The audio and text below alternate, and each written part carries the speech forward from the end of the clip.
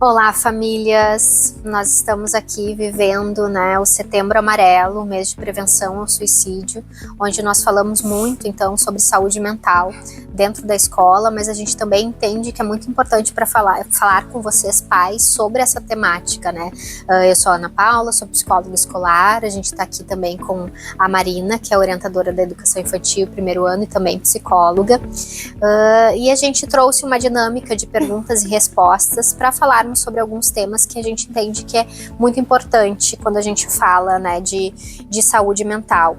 E um deles é por que é importante que os pais conversem sobre saúde mental com os filhos, né? E a gente entende que a criança ou adolescente, ele é um ser integral, né?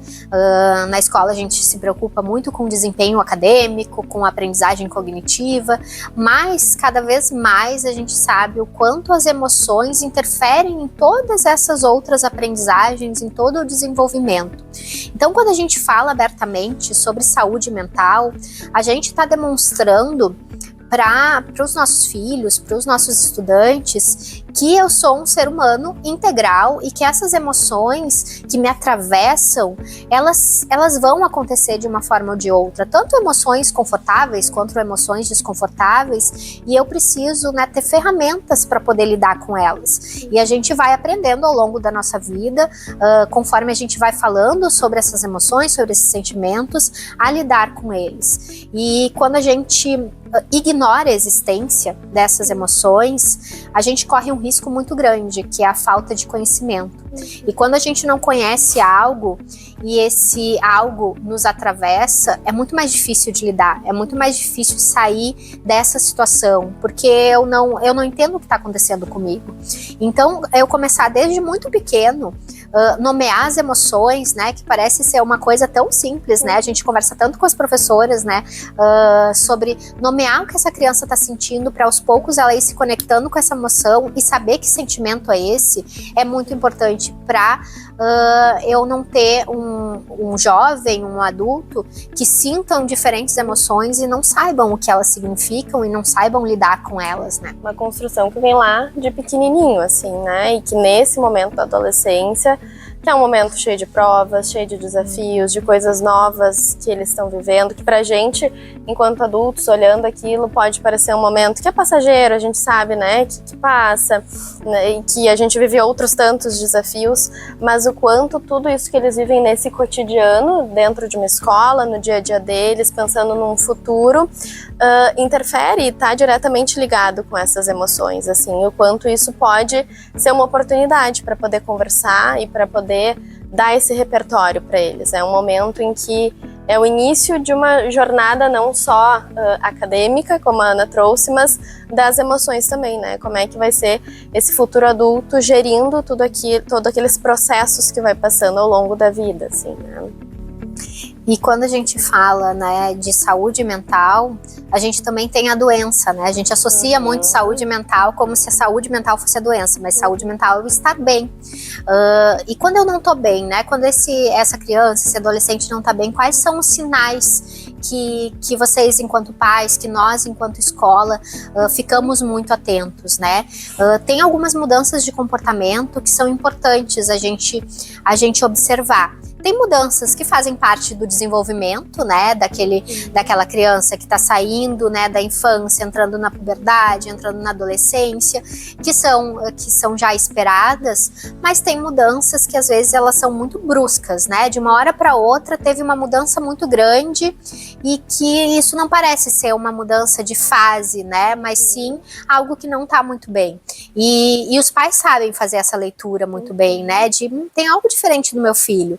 E eu acho que é sempre muito importante a gente poder dar atenção para esse sinal de alerta, né?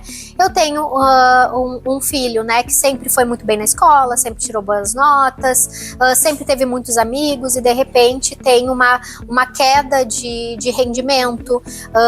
Os amigos, eu percebo que começaram a se afastar, começou a ficar mais isolado, era alguém que sempre estava junto, né, na sala, conversando, sempre comendo junto, de repente decidiu ficar mais no quarto, mais sozinho, ou então, né, mais agressivo, mais irritado, né? Tem aquela irritação irritabilidade que é própria da adolescência, que a gente vai viver isso, mas tem algo que, bom, fugiu, extrapolou, tá diferente do que eu esperava, né? São sinais de alerta. Isso, eu acho que o que dá esse sinal de alerta é o quanto isso tá intenso, né, dentro de casa, na escola, e os prejuízos que isso também vai gerando, né, na vida daquele adolescente. Também fiquei pensando aqui o quanto, quando existe, né, uma decisão, vou tirar a minha vida, o quanto quando vem essa decisão a gente também precisa ter essa atenção que pode também haver essa mudança brusca para um comportamento muito melhor, né? Então aquele adolescente que está apresentando aquela mudança anterior, de talvez tá mais irritado, notas caindo, né? As falas que são muito importantes, umas falas de desesperança, de nada mais faz sentido, eu preferi assumir.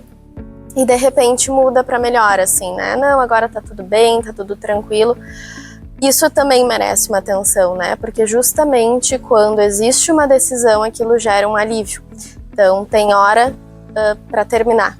Então, a gente também precisa ter esse cuidado para o melhor, muito brusco também. Né? Acho que isso é bem, bem importante. Porque acho que algo que é importante entender que o adolescente, né, geralmente adolescente, que decide tirar a própria vida, não é o desejo de não viver mais, é o desejo de acabar com um sofrimento que é muito grande. Então, geralmente esse adolescente ele vai dando sinais que existe um sofrimento muito grande, que existe, né, algo que está incomodando muito. Então, quando chega a esse nível, né, acho que é muito importante, né, aqui tem outra pergunta, né, o que eu, enquanto família, posso, né, fazer quando eu percebo algo assim. E a escuta, ela é uma ferramenta muito importante, né, pra gente que é profissional da psicologia, a escuta é uma ferramenta de trabalho. Né? E quando eu falo em escuta, é uma escuta muito atenta, uma escuta sem julgamento, porque a gente, né, eu acabo atendendo muitos adolescentes que falam muito sobre a necessidade dessa conexão com os pais. Eu me sinto muito sozinha em casa, não tem diálogo, e os pais vêm, mas eu não consigo conversar, ele não me escuta, sempre quer ficar no quarto, mas muitas vezes esse diálogo vem carregado de julgamento, né, de uma não compreensão, de comparações, de movimentos, né, mas na minha época eu já fazia isso, ou na minha época eu fazia assim. Não que a gente não possa trazer, né, as nossas vivências para se conectar, mas não numa forma de desvalorizar ou de menosprezar aquilo que esse adolescente está passando agora, né? Quando eu abro um canal de diálogo, onde eu escuto sem julgamento, é muito mais fácil com que quando ele esteja sofrendo, esteja passando por uma situação difícil, ele venha me buscar. Se ele pensa numa situação difícil e pensa, vou compartilhar com os meus pais, e daí logo depois vem, mas eles vão me julgar, vão falar que estou errado, ou vão falar que isso é bobagem, ele não vai compartilhar. Então ele vai compartilhar com amigos, né, e talvez as orientações dos amigos não sejam as mais adequadas possíveis, porque estão vivendo coisas muito semelhantes. Então esse movimento de escuta, de proporcionar espaços para falar sobre os sentimentos é muito importante, né? E também prestar atenção na gente, na medida que, bom, meu filho me traz uma situação e a gente está todo dia num embate, ele tem esse desejo de dividir, eu posso também ter ali, mas na hora que a gente vai ter essa conversa, isso não flui, gera uma briga, de poder olhar para isso, assim, né, de poder pensar o que será que tá tocando em mim sobre aquela fala, né, que ele tá trazendo, e vice-versa, porque é isso, né, se permitir poder precisar e buscar ajuda, assim, não como uma fraqueza, mas como algo que vai ser uma ajuda, né, que vai ser necessário, nem sempre só para o adolescente, mas às vezes para a família, porque é difícil realmente, né, fazer essa acolhida, essa escuta, no sentido, assim, que é importante realmente essa validação, mas bom, se não está sendo possível também se permitir olhar para isso, né, por que será que não está dando, assim, né? E uma coisa que é muito importante a gente, né, ter em mente é que falar sobre isso não vai incentivar, né? Vamos falar sobre saúde mental, ou vamos falar sobre emoções, ou vamos falar sobre o próprio desejo de não viver mais, não vai incentivar com que eles façam algo ruim. Na verdade, vai abrir espaço para que eles falem sobre algo que já está ali, né? Em algumas situações. Então, tentar esconder, tentar fingir que nada aconteceu é muito perigoso, porque hoje o acesso a diferentes conteúdos, o acesso a alguém que vai escutar o que ele tem para dizer, o que ele está sentindo, é muito fácil, né? Então existem milhões de fóruns na internet que eu vou lá, eu falo sobre os meus sentimentos e tem alguém que acolhe e escuta. Mas a gente não sabe o que essa pessoa, num segundo momento, vai fazer com essa informação ou vai incentivar. Então muitas vezes existem fóruns que incentivam o suicídio, que incentivam a automutilação. Então é importante que eu tenho um lugar seguro dentro da minha casa, dentro do ambiente escolar, para que eu não busque outras vias de desconhecidos, que podem fazer, né, utilizar desse momento de fragilidade para fazer milhões de movimentos ruins, né, negativos. Eu acho que entra na nossa próxima pergunta, né, como os pais podem fortalecer a saúde emocional dos filhos nesse dia a dia. E às vezes vai ter que ser isso, né? De hora marcada, nem que seja. Bom, a janta nós vamos fazer juntos. E ali vai ser um momento que a gente vai conversar, não vai ter telas. As telas também é algo super importante de serem acompanhados, assim. Existem uma série de recomendações, né? E o quanto a gente precisa também estar acompanhando muito de perto, porque muitas vezes é isso, né? Pode ser muito sutil e justamente são informações que são feitas para estarem muito mascaradas, assim, né? Então, também é algo, né? Essa presença realmente em momentos, mas também nas coisas concretas, né? De funcionamento ali dos adolescentes hoje, principalmente com as questões das telas, assim, de acessos, né? Sim, porque a gente sabe que o tempo está cada vez mais escasso, né? Trabalhar o dia inteiro, né? Chegar em casa, sempre tem muitas tarefas, mas o pouco tempo que eu tenho que seja de qualidade, né? E demonstrar presença, e presença não é simplesmente estar no mesmo espaço, né? Cada um mexendo no seu celular, ou cada um fazendo suas coisas. Presença é realmente mostrar interesse genuíno pelo que o seu filho tem para falar, né? Mostrar interesse genuíno pelo como foi o dia dele. Então, isso é treino, né? Porque não é, bom, eu nunca falo, nunca pergunto sobre o dia, daí de repente eu chego e pergunto, um adolescente vai achar estranho, porque quer saber sobre o meu dia.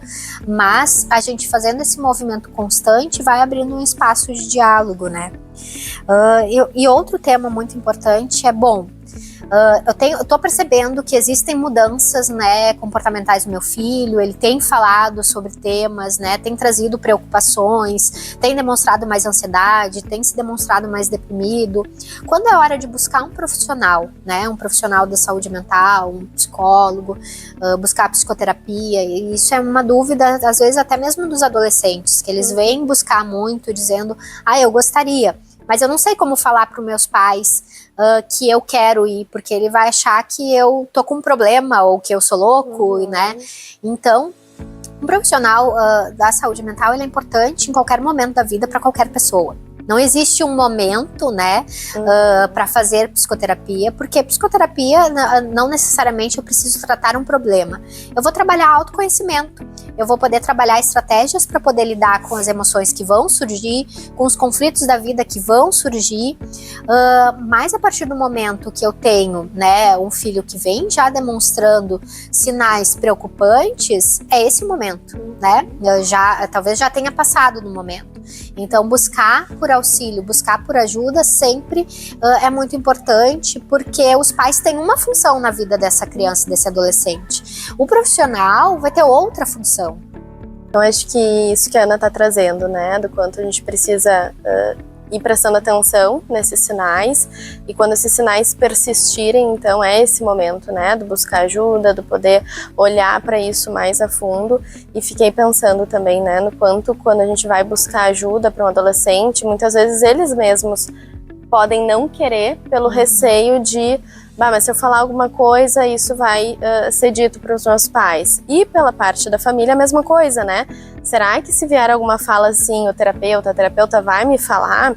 Então, acho que isso é um ponto importante, assim, da gente poder esclarecer. Sempre no consultório é feito um contrato inicial, que são combinados que são feitos, tanto com a família quanto com aquele adolescente, de que sim, se houverem falas, assim, nesse sentido, em que aquele adolescente estiver correndo qualquer tipo de risco, né, de cometer algo contra si ou contra os outros, vai ser o momento em que vai ser precisado sinalizar a família, né, a família entrar nesse atendimento, poder conversar junto, e aí a gente tenta tranquilizar eles de que esse processo precisa sim ocorrer, mas vai ser muito com a participação deles, de uma forma que eles se sintam mais confortáveis de dizer aquilo, mas eles podendo optar, quero estar junto, não quero estar junto, né? Como é que meus pais vão ficar sabendo disso?